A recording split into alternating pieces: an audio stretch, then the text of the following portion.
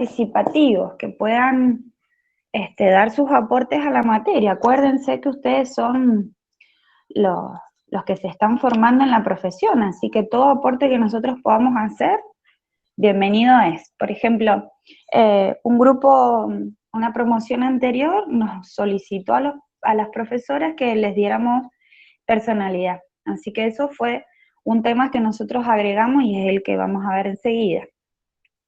Por lo pronto, hasta este momento hemos estado viendo psicología médica. ¿Por qué la psicología médica en nuestra profesión como kinesiólogos? ¿Sí? Entonces vimos que la psicología médica es una rama de la psicología que se ocupa de brindar información sobre la relación médico-paciente. Por otro lado, también da sus aportes a los conceptos de salud y de enfermedad, en tanto ya sea la prevención como aportes para el tratamiento de las enfermedades. Recuerden que utilizamos el concepto de salud y de enfermedad que brinda la Organización Mundial de la Salud, aunque entendemos que es un concepto utópico muy amplio, por lo que siempre vamos a estar como en vigilancia o en tela de juicio ese estado de bienestar pleno y constante, ¿sí? Porque vamos entendiendo que el sujeto es un sujeto como una unidad biopsicosocial, ¿sí? Anteriormente se lo consideraba como un sujeto solamente biológico, con la presencia de alguna sintomatología de origen biológico. Con el avance de las investigaciones y la ciencia, se considera al sujeto como un organismo biopsicosocial en donde las tres áreas que lo conforman están íntimamente relacionadas. De acá también nos fuimos a hablar, hablamos también en dónde es que se manifiestan estos conceptos de salud y enfermedad, que son las tres áreas del sistema sanitario: el área de atención primaria, el área de atención secundaria y el área de atención terciaria. Recuerden que estas tres áreas están íntimamente relacionadas con la atención, prevención y tratamiento de la enfermedad, ¿sí? Tanto de la salud como de la enfermedad, porque la prevención es justamente una campaña, ¿sí? Para evitar la propagación de algún agente, alguna enfermedad o alguna sintomatología del momento. Recuerden que no solamente son sintomatologías de carácter médico, también pueden suceder sintomatologías con características culturales y emocionales. Fíjense que, por ejemplo, cuando se aproximan algunas jornadas deportivas, llámese, qué sé yo, olimpiadas departamentales, pueden ocurrir la aparición de ciertas tensiones musculares, pero también pueden aparecer crisis emocionales, crisis de ansiedad, sonambulismo, erupciones, ¿sí? Toda una serie de características que van haciendo a que un evento deportivo, un evento cultural, puede desembocar algunas dificultades, ya sean en lo somático o en lo emocional. ¿Queda claro?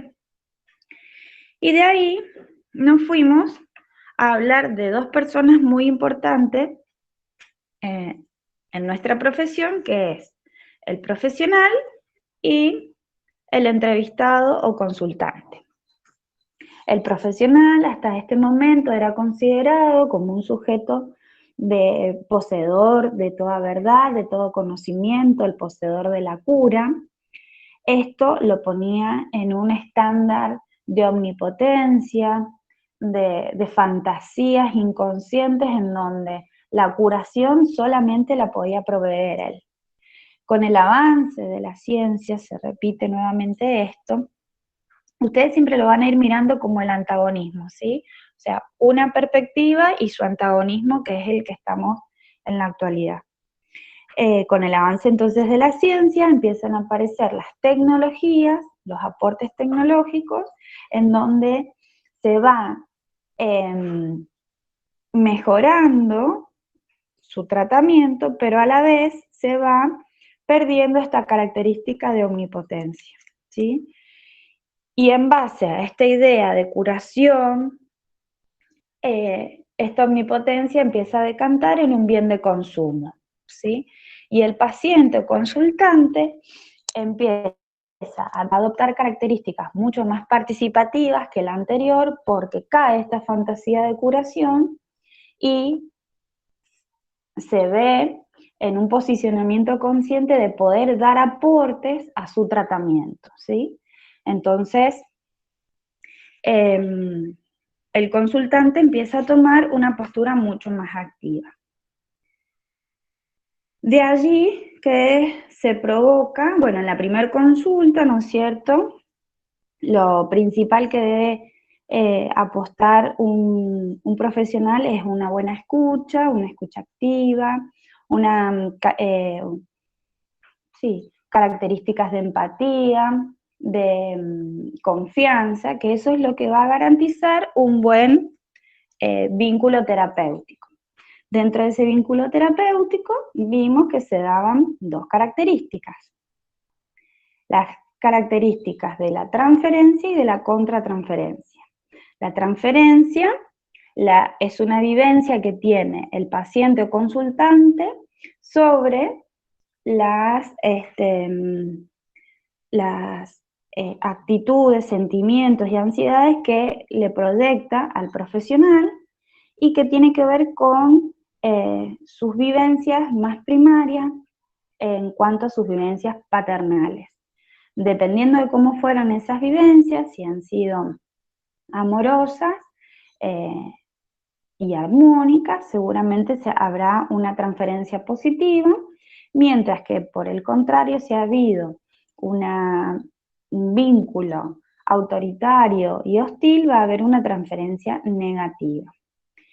Vale aclarar acá también que las transferencias positivas es donde seguramente vamos a lograr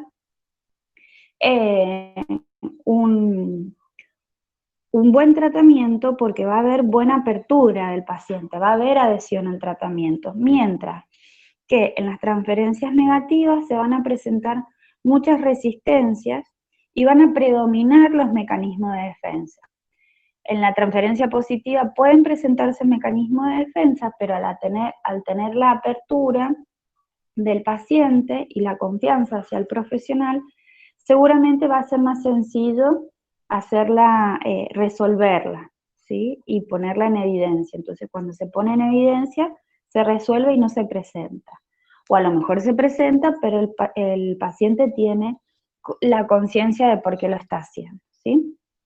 Mientras que en las transferencias negativas hay mucha resistencia, porque lo que predomina sobre todo es la desconfianza y el temor. Y en la contratransferencia, entonces, son las vivencias del profesional hacia la persona del consultante, ¿sí? Tiene las mismas características, se reeditan sentimientos, emociones y ansiedades de las relaciones parentales, pero desembocan en esta relación con el paciente. Cuando, también positivas o negativas, con la misma característica de la contratransferencia, pero hay dos situaciones que pueden desembocar y que nos pueden dar un indicio de estar atravesando alguna crisis profesional o algún estado de malestar, de disconformidad con nuestra tarea laboral o dentro de las instituciones a las que estamos perteneciendo, que tiene que ver con dos situaciones importantes, que es la de desligarse del paciente, ¿sí? O sea, este desligarse significa tener toda, digamos, dificultad para poder conectarse con el paciente, escucharlo, prestar atención a su lenguaje corporal, prestar atención a a las consultas que está haciendo, o sea, consultas con otros profesionales, ¿sí? Entonces, o a veces también me estoy solamente enfocando en una sintomatología y estoy perdiendo de vista los otros comportamientos que también son necesarios para el tratamiento. Y el otro mecanismo de defensa, ¿sí? Es la identificación masiva, es decir, hacer todo lo contrario, estar demasiado pendiente del paciente, no poder diferenciar entre lo que es el tratamiento y la vida cotidiana, ¿sí? Y queda atrapado en todo malestar y en toda dolencia, ¿sí? Entonces, acá no hay un comportamiento de invasión muy invasivo, no solamente del paciente, sino también del profesional, ¿sí? Vale aclarar, siempre les digo, esto hay que diferenciarlo de los comportamientos negligentes. Los comportamientos negligentes son otras cosas, ¿sí? Los comportamientos negligentes tienen que ver con que realmente está en juego la responsabilidad profesional, ¿sí? Porque esto puede pasar con un grupo de pacientes, no con todos, ¿sí? Entonces, vale mucho como referencia la autoobservación, constantemente estar pendiente y vigilando es una palabra horrible, ¿no? Pero bueno, también se usa vigilancia por un concepto eh, filosófico de Bachelard que habla de las vigilancias antropofórmicas, ¿sí? Pero eso es entre paréntesis, eso es un detalle. Entonces hay que vigilarse constantemente, autoobservarse constantemente, ¿qué me está pasando? Porque fíjense que los primeros síntomas en los que uno empieza a notar que las cosas no andan bien tienen que ver con los malestares físicos y psicológicos, esta cuestión de cansancio desmedido, y uno dice, pero ¿cómo si estoy durmiendo? ¿Cómo estoy cansado?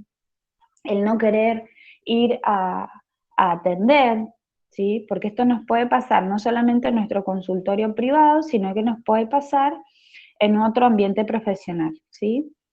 Además, también esto puede pasar, por ejemplo, a lo largo de la carrera, en la formación también pasa. ¿Vieron esos momentos de estrés? Bueno, ahora, ayer casualmente hablaba con una compañera de trabajo que me estaba consultando porque le llamaba poderosamente la atención la cantidad de licencias psiquiátricas que están apareciendo en este último tiempo. Y que son mucho más mayores que las del año pasado, por ejemplo. Entonces yo le decía, es que el año pasado estábamos quemados, el síndrome de Burnet, que es justamente el estrés laboral, se llama síndrome de quemado, porque es como sentir una quemazón constante de no poder finalizar con las actividades y de sentir siempre esa pesadez de que no podés, no podés, no llegás, no llegás, no llegás, ¿sí? Entonces yo le decía, este año no estamos quemados, sino que estamos carbonizados, porque no tenemos la posibilidad de poder descargar toda esta tensión. Entonces, ustedes como se están formando en su profesión, tienen la presión de una materia, que tienen que hacer un trabajo práctico, que seguramente les ha dado mucho material para leer, que a su vez seguramente coincide con la fecha de otro trabajo práctico.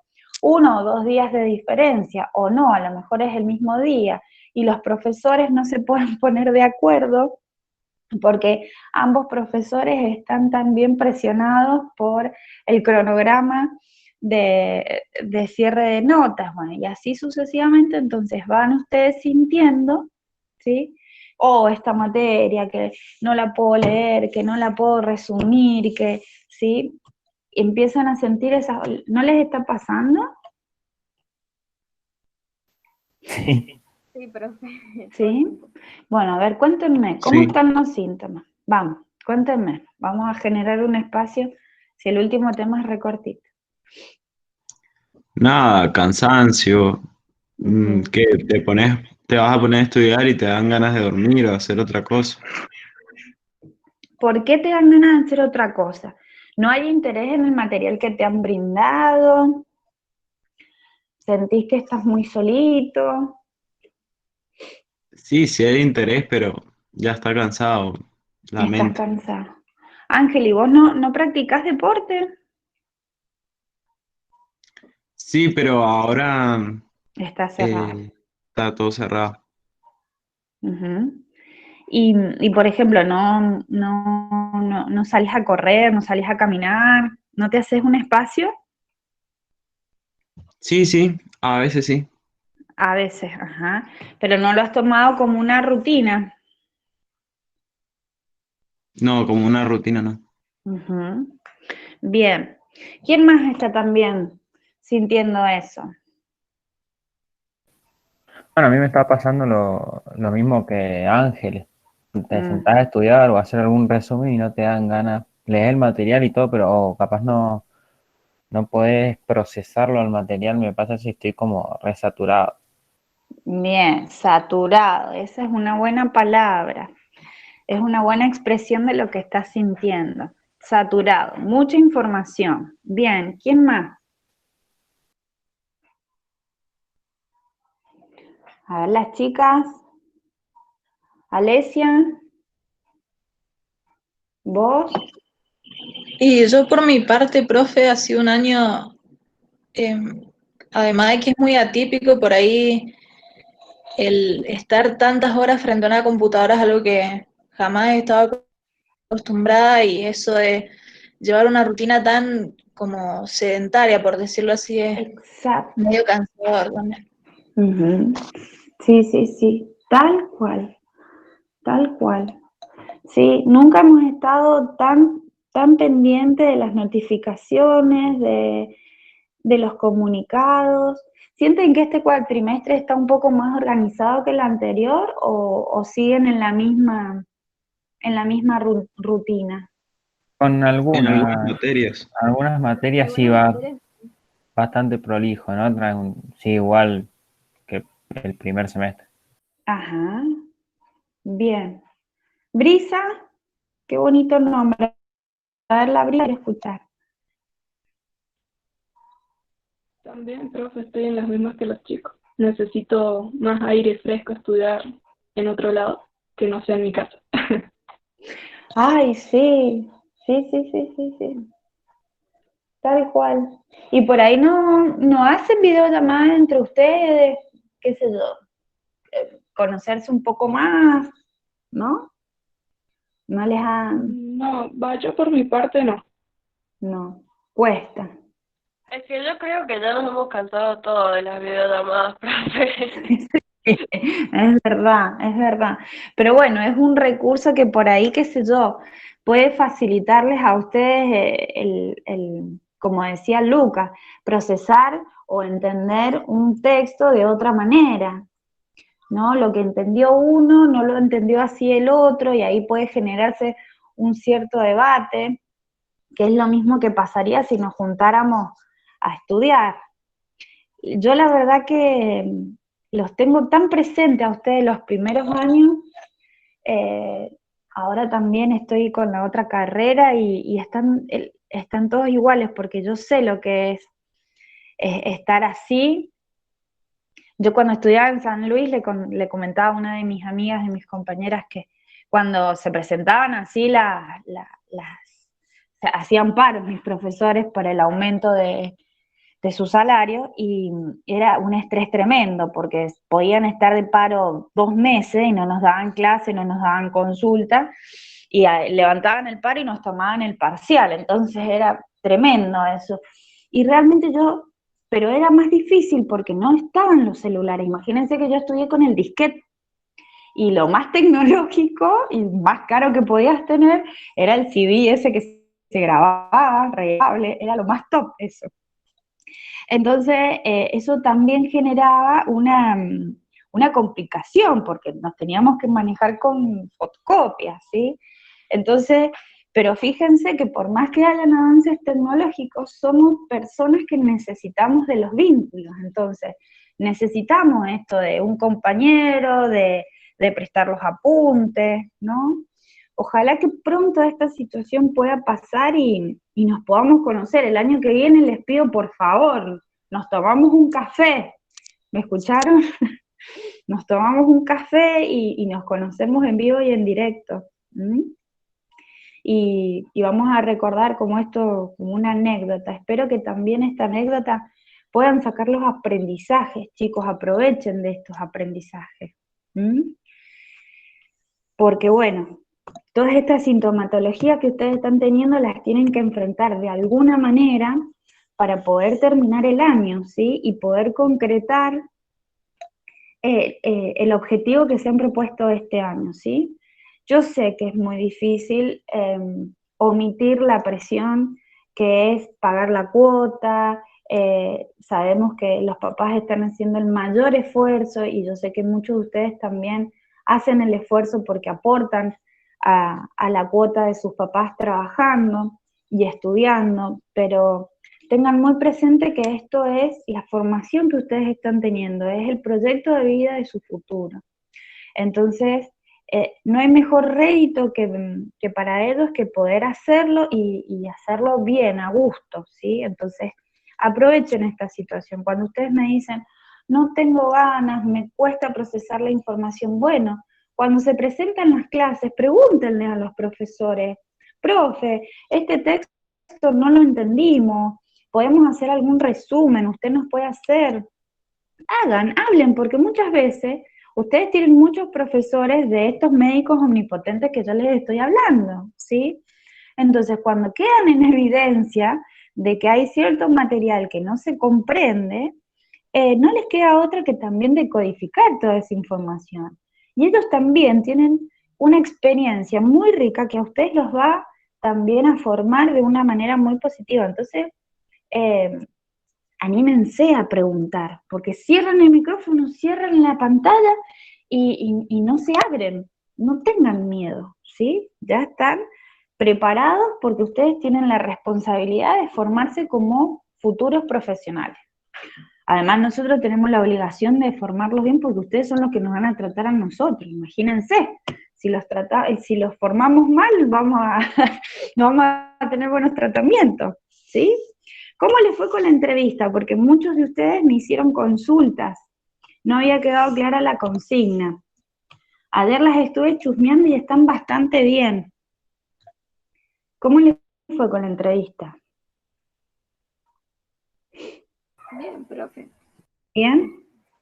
Bueno, Creo que cada uno se imaginó la situación ya siendo profesional y, o sea, como que ya tenía un paciente, entonces hicieron las Era la idea.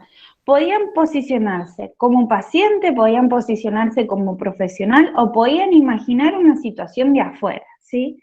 O también podían describir una experiencia en la que ustedes habían estado viviendo, ¿sí? Alguna experiencia que, no me acuerdo, creo que fue Agustín que me consultó y me dijo, yo más o menos sé, profe, porque he estado yendo al kinesiólogo. Buenísimo, buenísimo, porque si esa experiencia fue positiva, seguramente ha despertado una motivación en vos que también te ha llevado a elegir esta carrera como proyecto de vida. Entonces, vayan viendo esas cosas también, o cuando ustedes van a una consulta, o cuando escuchan las consultas, ¿sí? Escuchen también las malas experiencias. No, porque me dejaba ahí en la camilla y el otro se iba, ¿sí? Entonces, muchas veces, ustedes ya avanzados en la carrera, pueden entender por qué el kinesiólogo se va, pero ¿qué es lo que falló ahí? ¿Qué puede haber fallado ahí para que el paciente... El no avisarle que se va a ir o... Exacto, el no brindar la información. Muy bien, Ana Paula, el no brindar la información. Es decir, yo me voy, sigo atendiendo a los otros chicos, esto tiene que tener tantos minutos porque esto es lo que te va a hacer efecto. No lo demos, eso es lo que nos pasa un montón cuando ya tenemos mucho tiempo de trabajo, ¿sí? Ya después lo dejamos como dado, como que es obvio, y no es obvio para ellos, ¿sí? Porque para muchos de nuestros pacientes es la primera consulta. Entonces, hay otros que ya tienen más experiencia y bueno, ya más o menos van sabiendo. Pero también hay otras personas que no nos van a preguntar, ¿sí? Pero que después, como muy bien decía la otra vez, creo que fue Luca, que decía, nos hacen mala fama. Y sí, esa mala fama también puede interferir en nuestra profesión, pero nosotros estamos dejando por obvias ciertas situaciones que ya no son obvias para ellos, ¿sí? Entonces, siempre, no está de más explicarles. Yo revisaba las entrevistas, muy bien pusieron nombre, apellido, documento, siempre un teléfono de algún familiar, porque hay veces que la gente se nos descompone en el consultorio y nos quedamos como si nada. Entonces, por ahí yo lo que les sugiero, tener en la computadora fichitas armadas, ¿sí? En las que ustedes mismos van completando eso en la computadora, o sus fichitas impresas, las imprimo. Yo, por ejemplo, las imprimo, porque desconfío un poco de las tecnologías, entonces por ahí, qué sé yo, te pueden robar la computadora, se te puede romper, qué sé yo. Me ha pasado también de tener agendados en el celular y entró un bicho y me borró todo. Entonces, bueno, tengan esas fichitas ustedes preparadas con la información pertinente, ¿sí? Porque eso también les va a ayudar a poder resolver cualquier situación impredecible. Se presentan un montón de situaciones que no tenemos presentes y que nos ponen en jaque. A ver, a veces nos bloqueamos de tal manera que no sabemos cómo responder, ¿sí? Entonces, siempre los datos de la familia, los datos del profesional, ¿qué más pusieron ustedes? A ver, cuéntenme.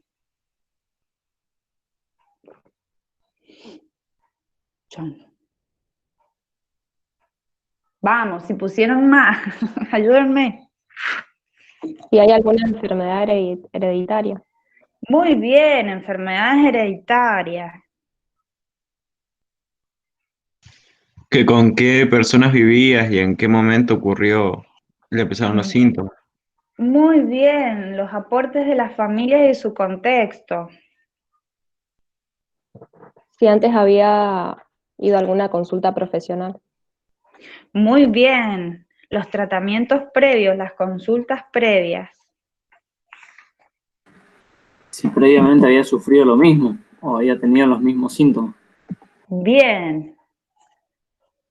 Las sintomatologías de aviso se llaman esas. Muy bien.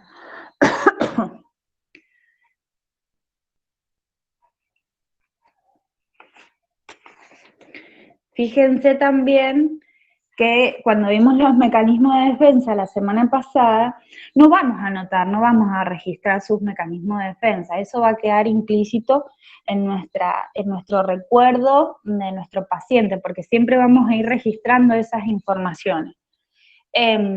Y van a ir viendo cómo se van presentando en los diferentes comportamientos de los otros pacientes, ¿sí? A veces no es necesario registrar todo. Bueno, preguntas hasta este momento, algo que les haya quedado inconcluso.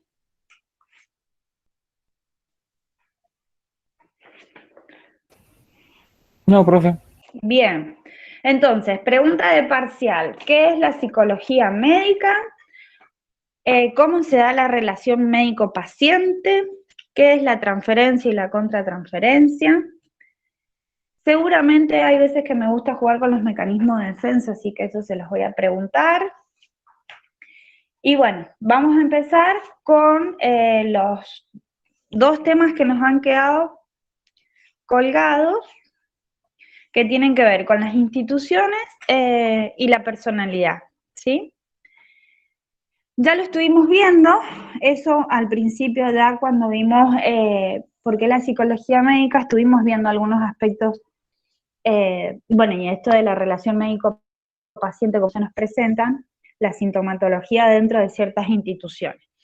El concepto de institución es un concepto muy amplio, ¿sí? Que básicamente responde a un grupo de personas que se reúnen para cumplir con un determinado fin, ¿sí? Entonces, un grupo de personas que se reúnen para cumplir un determinado fin. Esa es como la definición más amplia de la institución. Y responde a diferentes tipos de instituciones. Entonces, dependiendo de la finalidad, va a ser la institución que se define. Por ejemplo, si el fin es educativo, justamente vamos a encontrar escuelas, institutos, bueno, ahora está todo esto de moda en las aulas virtuales, pero bueno, eso también en algún momento van a responder a instituciones un poco más complejas, ¿sí? Otro de los fines puede ser lo que está sucediendo, lo que sucede con la salud, es decir, la promoción y la prevención de enfermedades. Entonces tenemos las instituciones de la salud, tenemos instituciones culturales, tenemos instituciones recreativas, tenemos instituciones de comunicación, ¿sí? Dependiendo de cuál es el fin de ellas, es que un grupo de personas se van a reunir para elaborar y poner en práctica diferentes actividades y estrategias para su cumplimiento. Las características de las instituciones, bueno, tienen que ver justamente, el principal es los objetivos que persigue esa institución, que se va a poner en práctica para poder cumplir esos objetivos. Las normas, ¿sí? Las normas, acá con respecto a las normas están las normas explícitas, que son así, por ejemplo, el cumplimiento de los horarios, el cumplimiento del uniforme, de la tarea, pero después también en el despliegue de esas actividades van apareciendo también normas que son inconscientes, como por ejemplo las que están tenidas por el sentido común, ¿sí? Es de sentido común tener un buen trato con las personas que asisten a la institución, ¿sí? Bueno, después tiene que ver con el sistema de roles y el sistema de comunicación. El sistema de roles es el rol o función que cada integrante cumple. Y ahí están los directivos, los secretarios, los administrativos, los profesionales, etcétera, etcétera. Si vamos a un instituto privado, por ejemplo, está el profesional, el secretario, la persona que se dedica a la limpieza, etcétera. Eso es un sistema de roles. Y el sistema comunicacional tiene que ver, bueno, en cómo circula la información, si circula adecuadamente. Muchas veces también los sistemas comunicacionales son sistemas de análisis institucional, es un tema de interés institucional porque muchas veces es el que pone en evidencia el conflicto institucional y es el que sirve para poder resolver los problemas y que esa institución sea exitosa. Pero bueno, hay veces que son instituciones que son tan grandes que es muy difícil poder operar sobre ese sistema comunicacional. Otra de las características tiene que ver con el grupo humano, es decir, las personas que trabajan ahí, y la evaluación de los resultados. ¿Qué significa la evaluación de los resultados? Si están persiguiendo o no el cumplimiento de las actividades y de los fines que se persiguen, ¿sí? Cumplen dos funciones específicas las instituciones, funciones externas que tienen... Profe. Sí. Perdón, ¿cómo es la evaluación de resultados? La evaluación de resultados es justamente evaluar si las actividades y los fines de la institución se están llevando a cabo. Por ejemplo, si la institución educativa está realmente ejerciendo las actividades para que se enseñe y se aprenda. ¿Me explico? Sí, sí, gracias. Después hay dos tipos de funciones, las funciones externas y las funciones internas. Las funciones externas es cumplir con la demanda de esa institución, ¿sí? Las instituciones surgen en regiones particulares. ¿Por qué en regiones particulares? Porque ese grupo de personas están necesitando de la respuesta a ciertas demandas. Por ejemplo, no sé, supónganse, se creó un barrio allá cerca del Parque Norte, que está muy alejado del hospital, está muy alejada de la escuela, está muy alejada de los agentes municipales. Entonces, ese grupo de personas se reúnen y solicitan una salita de primeros auxilios, una salita municipal o consorcio municipal que se le llama, y puede solicitar también una institución educativa con alguna salita de jardín, etcétera, etcétera. ¿Sí? O sea, ese grupo de personas necesitan, ¿sí?, la asistencia de sus necesidades más primarias. Entonces eso es un fin que posibilita a un grupo de personas constituir o construir una institución. Y otras de las funciones que cumplen son las funciones internas, es decir, las funciones internas tienen que ver con las, digamos, los beneficios que van a obtener las personas que pertenecen a esa institución.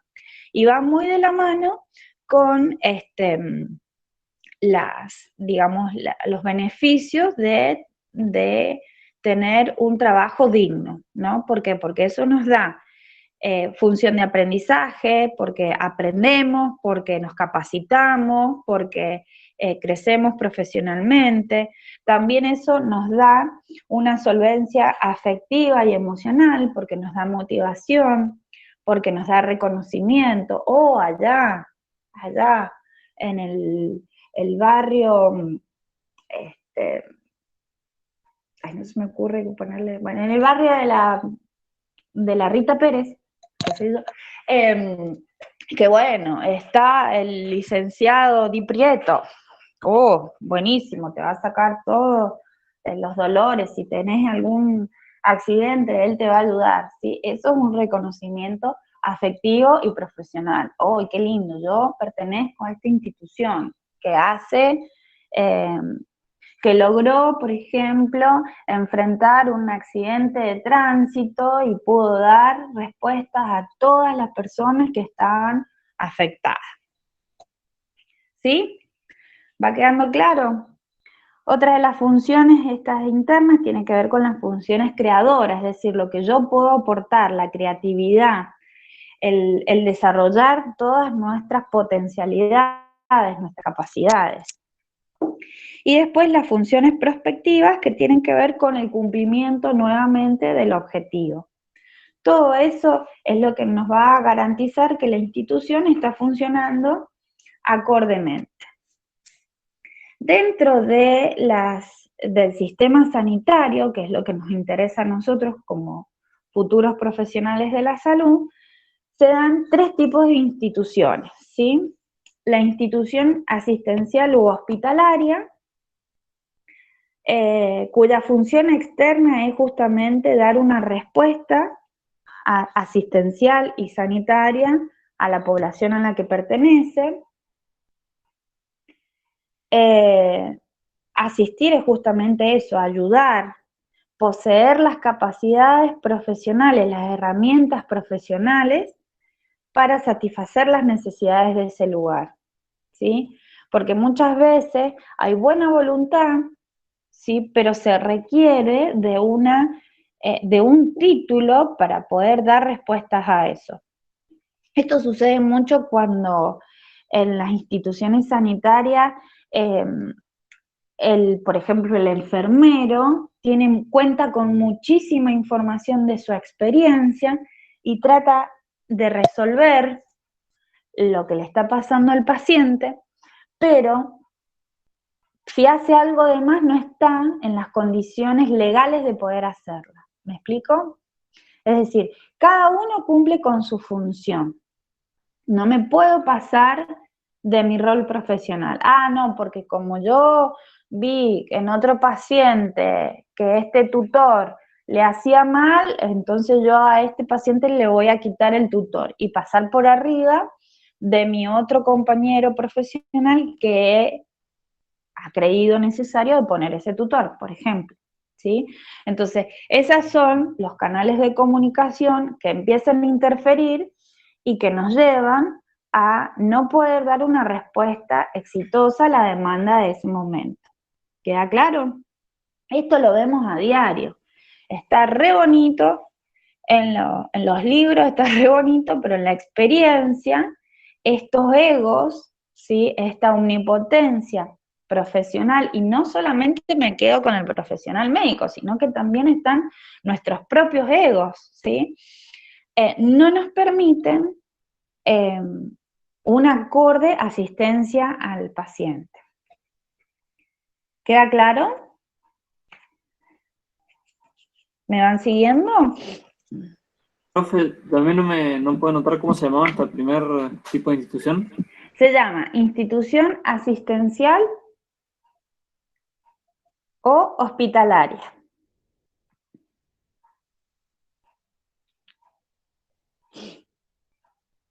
Yo este texto se lo subí, el de instituciones, la semana pasada. Si no se los he subido, ahora lo voy a revisar y se los vuelvo a subir. Es este. A ver si... No sé si lo alcanzaron a bajar.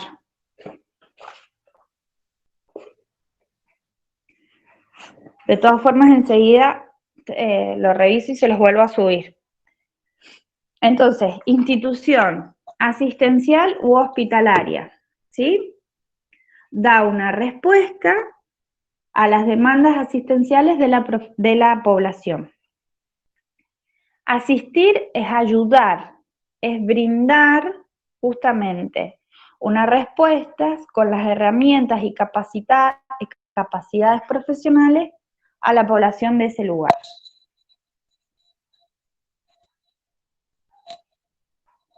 Toda la institución cuenta con normas y con fines para cumplir con esos objetivos.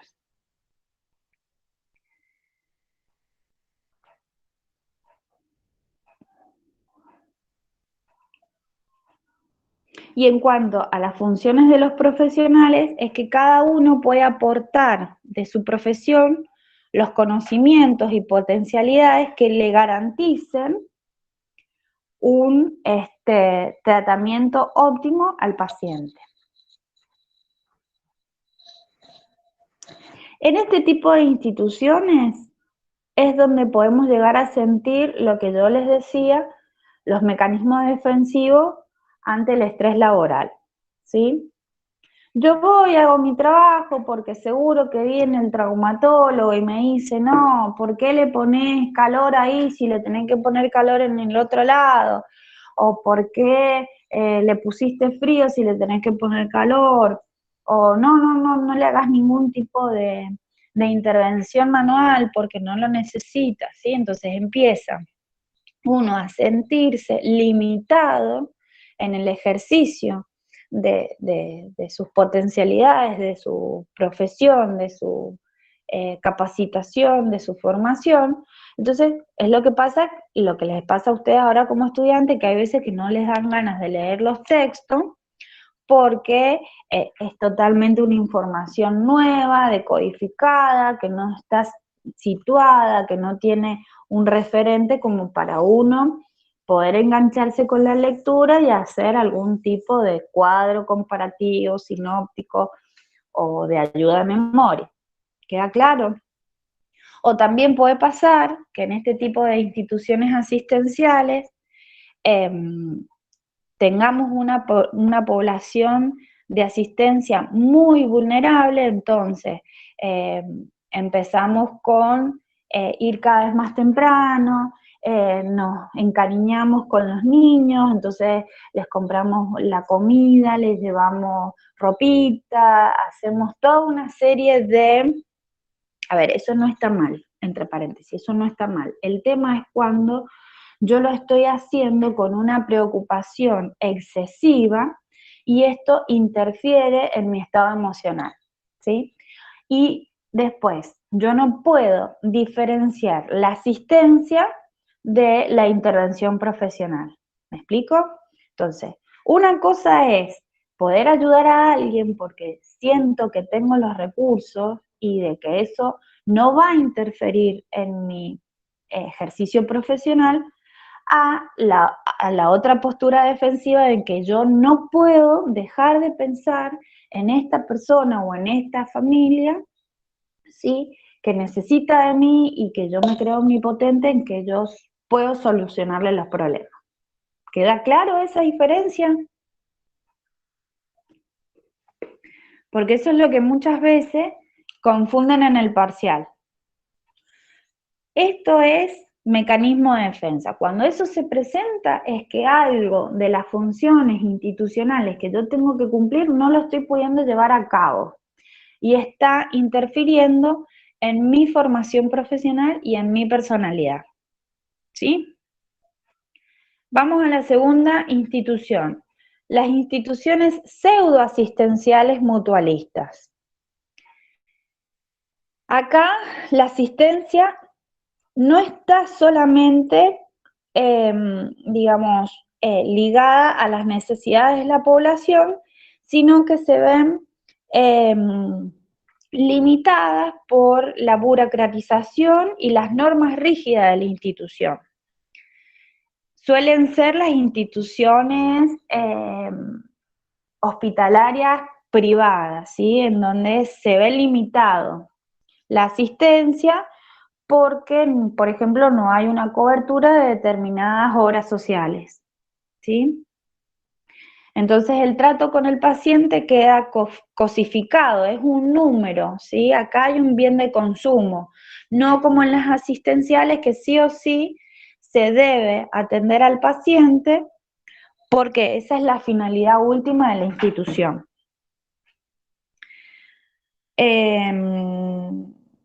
Entonces muchas veces acá el ejercicio profesional se ve limitado, ¿sí? Se ve con la dificultad de poder discriminar bien cuáles son las intervenciones profesionales.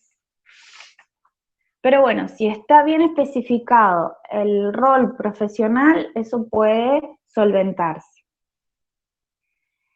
Y una tercera institución tiene que ver con las instituciones pseudoasistencialistas y cientificistas, en donde estas instituciones, el fin último es una apuesta, la asistencia está puesta en lo científico, es decir, en la investigación. Entonces, va a haber toda una formación técnica y un grupo profesional técnico dedicado justamente a la investigación de determinadas dolencias o de determinadas desarrollo científico. Entonces, el fin de esa institución es justamente investigar, estudiar, capacitarse y también adquirir técnicas o procedimientos o elementos que posibiliten toda esa finalidad, ¿sí? Entonces, generalmente son como los laboratorios, ¿sí? Pero bueno, esos laboratorios, por ejemplo, lo que está pasando ahora con lo de la vacuna del coronavirus, ¿sí? Ahí hay un grupo de profesionales que no son solamente bioquímicos, sino que son también epidemiológicos. Me salió re feo. ¿Qué? ¿Quién abrió el micrófono? Fue sin querer queriendo. Bueno, entonces hay un grupo de profesionales, ¿sí?, que la idea es justamente investigar. ¿Queda claro? Eso en cuanto a las instituciones. El texto está bastante sencillo de leer, por eso lo he hecho bastante rápido. No me quiero detener mucho en eso, porque en definitiva lo que a nosotros nos interesa de las instituciones es tener en claro cuáles son las finalidades que persigue la institución, cuál es el rol profesional que yo cumplo dentro de esa institución y cuáles son los signos de alarma que el profesional debe atender para no caer justamente en crisis que no le permitan poder desarrollarse profesionalmente de manera exitosa, ¿sí? Hay veces que pasa, y acá me da pie para hablar de personalidad, que esto que yo les decía cuando aparece una población muy vulnerable. Hay personas que no tienen una personalidad para poder diferenciar esa situación y quedan totalmente identificados con las necesidades y los problemas de sus pacientes, por lo cual la sugerencia es que si yo no sé manejar esas situaciones, sepan que ya tienen esa vulnerabilidad y que eso es lo que siempre ustedes tienen que tener el desafío de poder superarlo, ¿no? Suele pasarnos sobre todo a las mujeres con esta debilidad con los niños. Vienen los niños, ahora con el frío vienen desabrigados, y nos miran y que estamos tomando un matecito caliente y ponen esas caritas. Bueno, esas situaciones son las que tenemos que estar muy atentos y es el desafío constante. Por eso insisto con esto, suena re bonito, pero en la experiencia el corazón y la mente nos pasa una mala pasada, un juego medio complicado. A veces también nos pasa con la tercera edad, los abuelitos son complicados también con estas cosas, que tienen ganas de conversar, entonces me hacen acordar a mi infancia, cuando estaban mis abuelos, etcétera, etcétera. ¿Mm? ¿Quedó claro? Profe, Sí. ¿cómo es el título del texto de las instituciones? Instituciones, sí, a ver, ya te lo digo específicamente, dice, unidad número 1, la asistencia y las instituciones asistenciales. ¿No lo he subido? Ya se los subo, se los diferencio.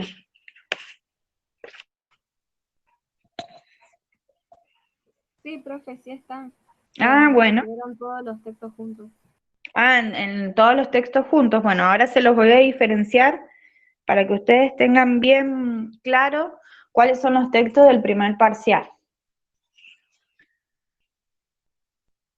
Bueno, esto de personalidad fue una de los pedidos que nos hicieron las promociones, ¿sí? Que nos preguntaban, bueno, ¿qué es lo que es la personalidad? Y no estaban tan alejados porque estamos hablando de personas, estamos hablando del médico, estamos hablando del paciente, y nunca nos hemos detenido a hablar qué es lo que es un sujeto. Si bien hemos dicho que un sujeto es biopsicosocial, no hemos dicho cómo se forma. Yo esto se los voy a dar como un aporte para ustedes, no me voy a detener en el parcial, sino que es un aporte para enriquecerlo. Justamente la personalidad, hay diferentes teorías que van a dar respuesta de cómo está formado un sujeto, ¿sí? Y le hemos seleccionado un texto muy, muy sencillo y bien sintético, en la que, digamos, muestran como 3 grandes teorías dentro de la psicología que tienen que ver con las psicologías norteamericanas, con las psicologías conductistas y con la psicología psicoanalítica. Básicamente las 3 hablan de que los sujetos nos formamos a partir de procesos identificatorios, ¿sí?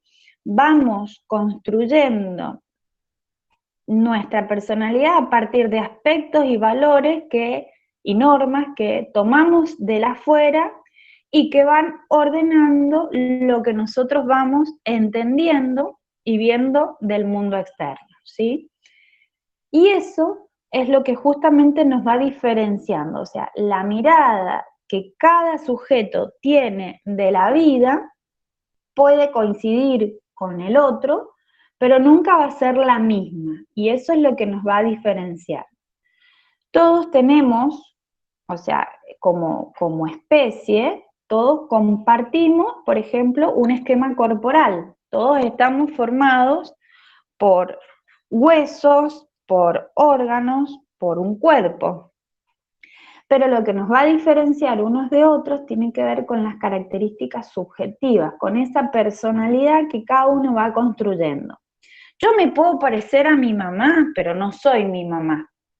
Yo me puedo parecer a mi papá, pero no soy mi papá, ¿sí? Mi hijo se puede parecer a mí, pero no soy yo. Entonces, vamos compartiendo, pero nos vamos diferenciando en la manera que vamos entendiendo la vida que nos circunscribe, ¿sí? Y ahí tenemos, por ejemplo, Alport es un psicólogo norteamericano que habla de los rasgos de personalidad como estas características que imitamos de nuestro grupo familiar más cercano y que, si bien van a haber características o rasgos comunes en la sociedad, por ejemplo, lo que pasa en América no es lo mismo que pasa en África, ¿sí? Esas características, estos rasgos nos van a condicionar culturalmente en la región de África. Sin embargo, podemos adaptarnos, ¿sí? Porque hay ciertos patrones que compartimos genéticamente por especies, ¿sí? Y después va a hablar de los rasgos centrales, que son los puntuales que tiene Jorge, que tiene Ana, que tiene Cecilia, que tiene Lucas, que tiene Franco, que tiene Ángel, etcétera, etcétera. ¿Sí? Cada uno es un ser particular y único. Alport va a decir que tienen rasgos de personalidad centrales y comunes. Después está Blecher, que Blecher es un psicólogo de acá argentino, entonces tenemos el honor de que la Argentina ha hecho grandes aportes al campo científico de la psicología, y bueno, y él habla de que la personalidad tiene tres elementos fundamentales. La constitución de la personalidad, que en definitiva tiene que ver con los rasgos heredados, ¿sí? Con lo que uno es. El temperamento, que acá esto es una palabra que se usa mucho, ¿qué temperamento que tenés? ¿Qué carácter que tenés? ¿Sí? Viene justamente de estos conceptos que se pusieron allá de moda al principio de la psicología, cuando este señor empezó a hacer sus investigaciones conductuales, entonces empezó a hablar de temperamento, de carácter, ¿sí? Y el temperamento es la connotación afectiva de cómo yo me manejo con el mundo. Entonces tengo un temperamento, generalmente el temperamento que más se marca es el agresivo, el exaltador, el autoritario, ¿sí?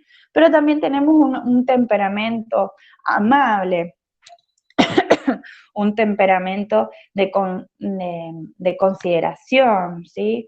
Hay otros de frialdad, etc. Y después el carácter tiene que ver con la reacción de la persona, cómo reacciona uno frente a las demandas del exterior. Entonces está muy relacionado con la territorialidad, por así decirlo. Si vos estás en un ambiente en donde los temperamentos son muy sanguíneos, por así decirlo, vamos a sacar esa palabra fea, son muy extrovertidos, muy autoritarios, seguramente en tu trabajo vas a reproducir ese mismo comportamiento. Y después está el freudiano, que es el psicoanalítico, que no me voy a detener, estos son grandes rasgos, ¿sí? El psicoanalítico habla también de estos procesos identificatorios, ¿sí? También tiene estas características de ser muy puntuales de un grupo social determinado y familiar, pero, digamos, la importancia de estas teorías es que nos permiten un autoconocimiento a partir de cómo soy y cómo soy con el otro y qué es lo que es el otro, cómo es el otro conmigo, ¿sí?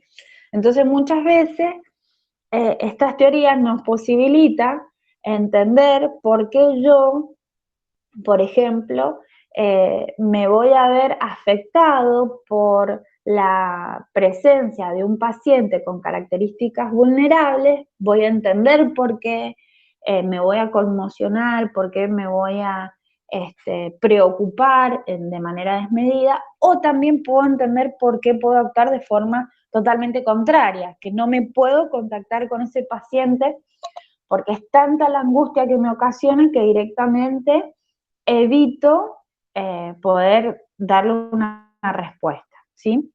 Mientras que la conductual por ahí es un poco más superficial, la respuesta que yo le voy a hacer. Y también respecto de estas características de la personalidad, con Eugenia nos deteníamos en las habilidades sociales, porque consideramos que las habilidades sociales, el reconocimiento de estas, les va a posibilitar a ustedes ser buenos profesionales y tener un perfil profesional acorde a las demandas de la institución a la cual estén trabajando. Básicamente las habilidades sociales son las capacidades que tenemos las personas y las estrategias que ponemos las personas para mejorar nuestras relaciones interpersonales. Hay dos grupos, ¿sí?, que son las habilidades sociales más básicas y las habilidades sociales más complejas. Dentro de las más básicas tenemos la capacidad de escuchar, de iniciar una conversación, de formular preguntas, de dar las gracias, de presentarse a las demás personas, de realizar un cumplido, es decir, todas aquellas estrategias que me posibilitan contactarme positivamente y afectivamente de la manera amorosa con las demás personas, ¿sí? Y después las más complejas tienen que ver con la empatía, que es una frase que está súper de moda en este año de pandemia, la empatía, poder ponerme en el lugar del otro y entender por qué está respondiendo de esa manera. Difícil la habilidad social cuando estamos en una sociedad totalmente individualista. A mí me preocupa lo mío y nada más que lo mío y lo tuyo, bueno, vamos viendo, ¿sí? Entonces, hablar de empatía en esta formación de paradigma es bastante complicado. La inteligencia emocional también tiene que ver con cuáles son las diferentes emocionalidades que se van poniendo en juego, ¿sí? ¿Qué es lo que me va pasando? ¿Por qué me siento triste? ¿Por qué me siento enojado? ¿Por qué no me provoca nada? Porque también pasa, ¿sí?, que vemos que nuestros compañeros se ven conmocionados por alguna situación en especial, y a nosotros no nos pasa nada.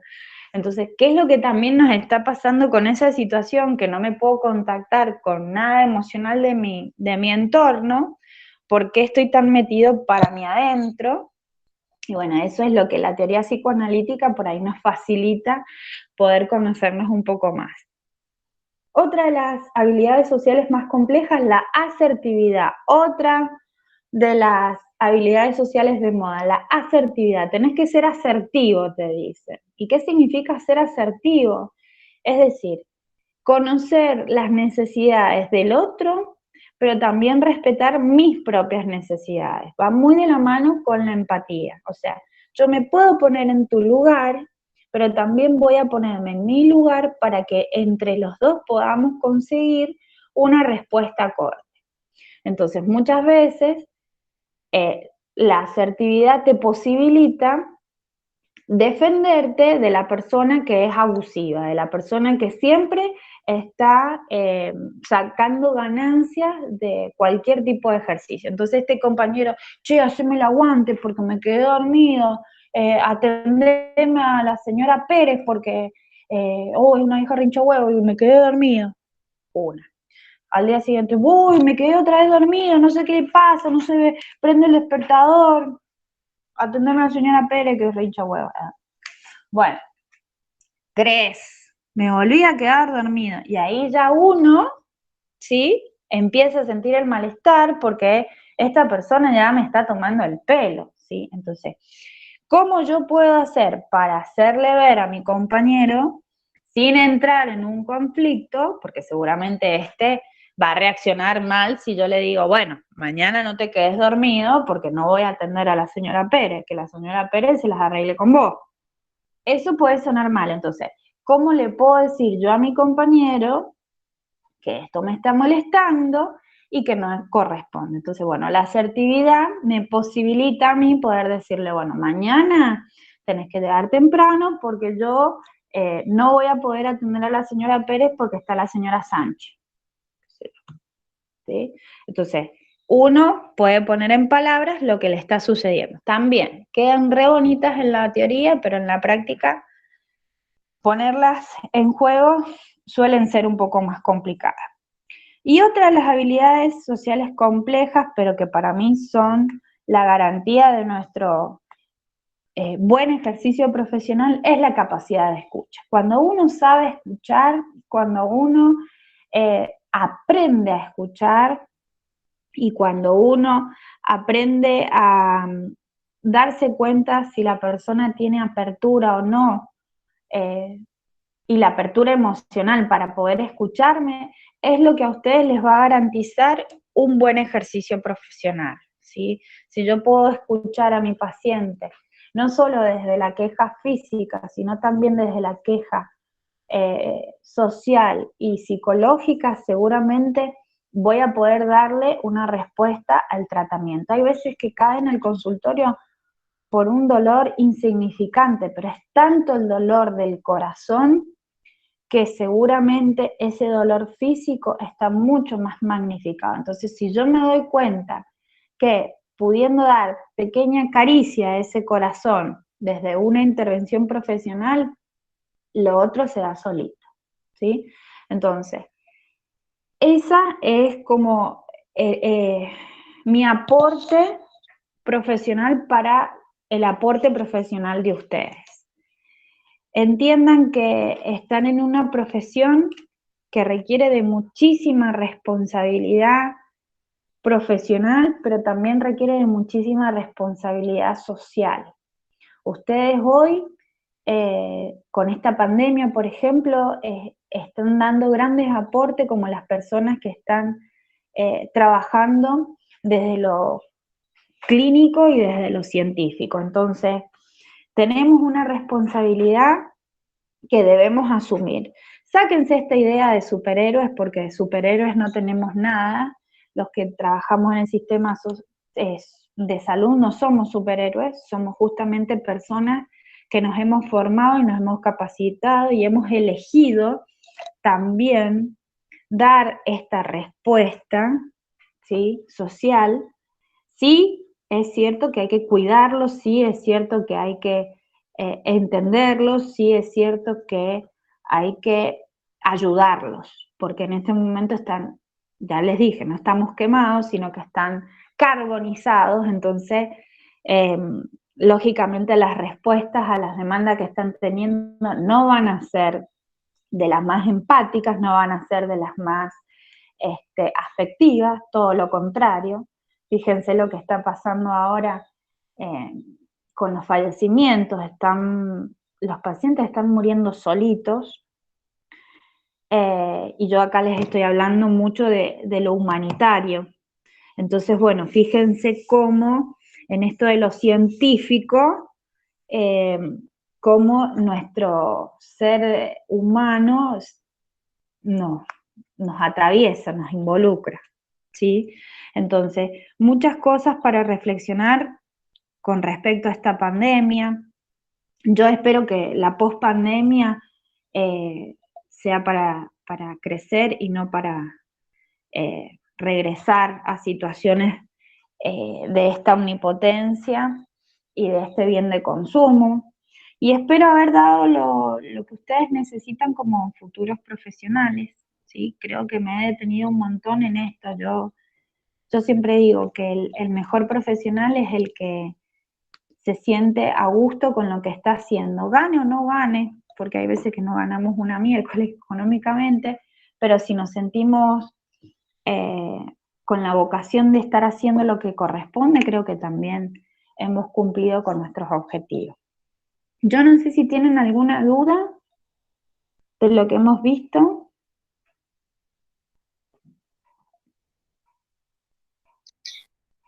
Yo no, profe.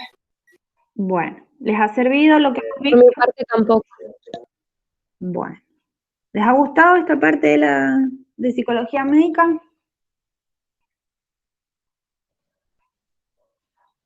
Sí, profe, está bueno. Está bueno, espero que les Sí, sirva. profe. Que les sirva, que Sí. se acuerden de mí y de la profe Eugenia cuando llegue el primer parcial y hagan la entrevista.